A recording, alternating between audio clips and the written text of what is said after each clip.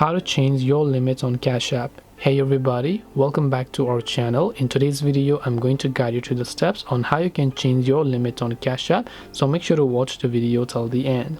In order to change your limit on Cash App, it's actually quite very simple. All you have to do is open up Cash App and just make sure that you're signed into your account.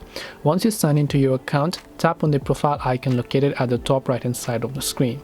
Once you tap the profile icon from the top right, you'll find this little option here that says limits.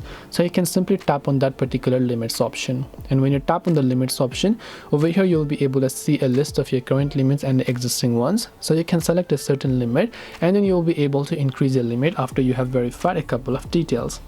This way you should be able to change your limit on Cash App. Hope this video was very helpful to you guys. If it did help you, then make sure to leave a like and subscribe to our channel. If you have got any more questions, feel free to also leave them down below. Thank you for watching and see you soon in the next video.